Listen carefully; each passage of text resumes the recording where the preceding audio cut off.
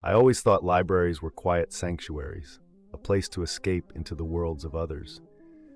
But that changed last week when I stumbled across an old, leather-bound journal tucked away in the corner of the dusty archives section.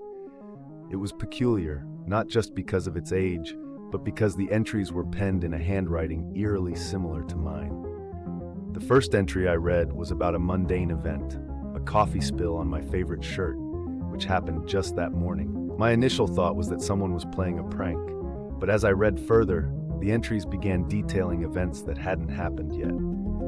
Each day, I returned to the journal, unable to resist its pull. The entries continued to predict my life with unsettling accuracy.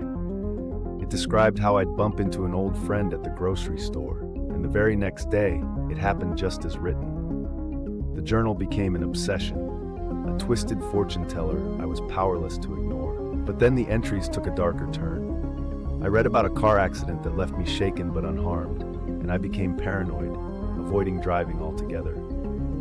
Yet, fate seemed inevitable, as I narrowly escaped a collision while walking home. It felt like the journal was no longer predicting events but orchestrating them. The nights grew longer, my sleep fractured by nightmares of ink-stained pages and shadowy figures.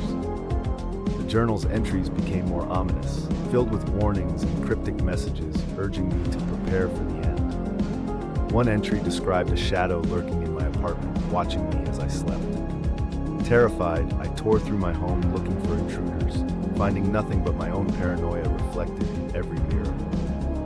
I realized that the journal was a parasite feeding off my fear and slowly tightening its grip on my reality.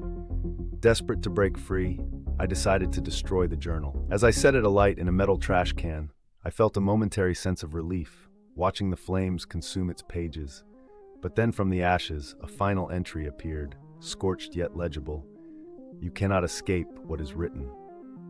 At that moment, the room grew frigid, and I felt a cold breath on my neck. Turning slowly, I saw the shadow from the journal standing inches away, its hollow eyes meeting mine. It was then I understood.